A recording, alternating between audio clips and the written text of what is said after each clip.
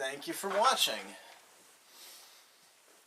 There is some controversy or debate among those who believe the Old Testament or the Tanakh, depending on whether somebody's a Christian or a Jew.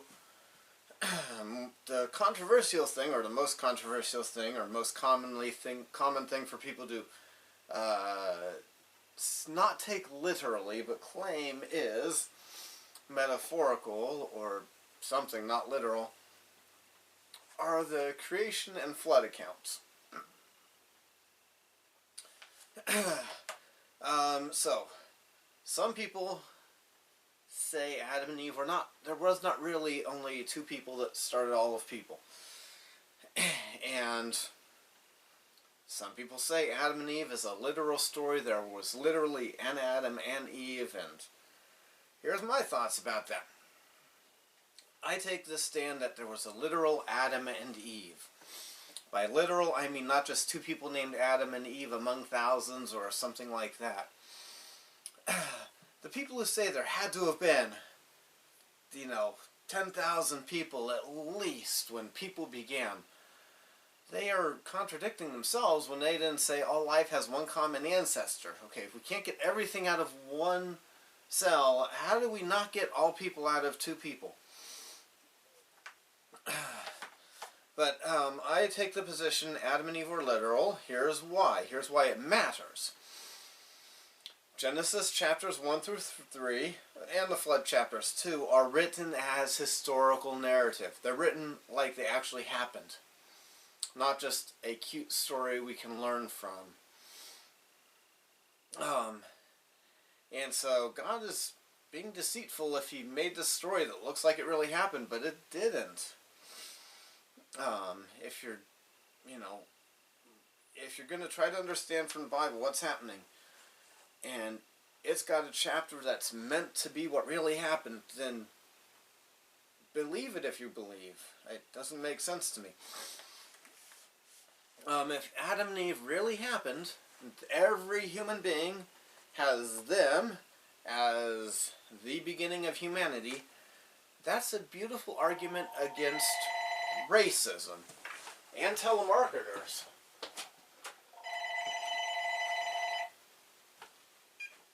Hello. Yep. Okay. Maybe not a good argument against telemarketers, but against racism. If all people have different, how do you put it?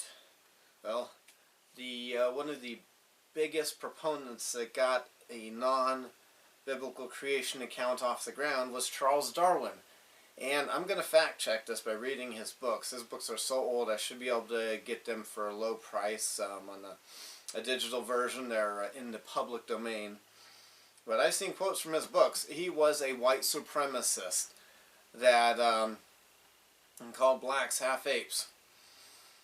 So if Adam and Eve weren't literal, because we're going to believe Charles Darwin and Charles Lyell's story, then you're calling blacks half apes, or at least you're quoting the guy who said that. If Adam and Eve literally happened, that explains how we have the world, the conditions we have, the fallen world.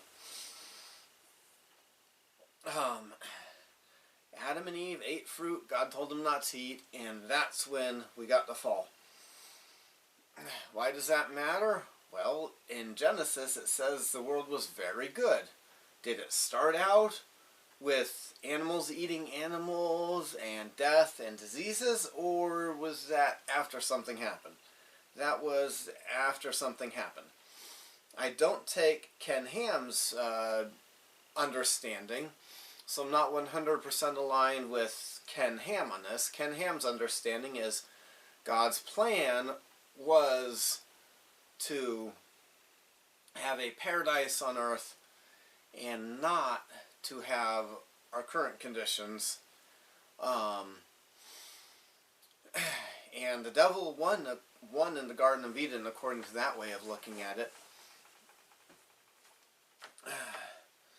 Alright.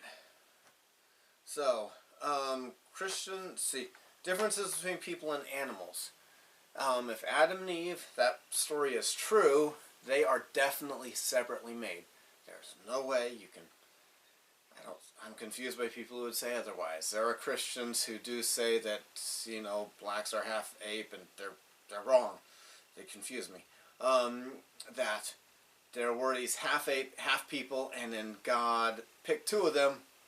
It's not a literal Adam and Eve if they aren't created by God, special and separate from the animals. Why does it matter if people are different from the animals? Well, one, it's okay to eat meat. If you're a Christian vegetarian, that's your right. But don't claim that the Bible orders you to be a vegetarian. It does not. You can't eat those other animals. They are not your cousins. But if the other way is true, if Adam and Eve are a metaphor, and humans are just highly evolved apes, and everything has a common ancestor, then you should be a vegetarian, because that's your distant cousin that you are eating. And bestiality. The Bible clearly denounces bestiality. If Adam and Eve were not real, and life happened over a long period of time, and there is a last common universal ancestor that everyone's related to, then bestiality is just another, having sex with an animal would be just having sex with another animal. But it isn't, because people are different. And should laws punish the same for abusing an animal and abusing a person? I say no, because animals aren't important. We should not be torturing them, but, give the same number of years in prison to somebody who hits a dog with a hammer and hits a person with a hammer, unless the dog was defending another person. No, it's... harming people, committing crimes against people should get punished more than crimes against animals, because Adam and Eve are real.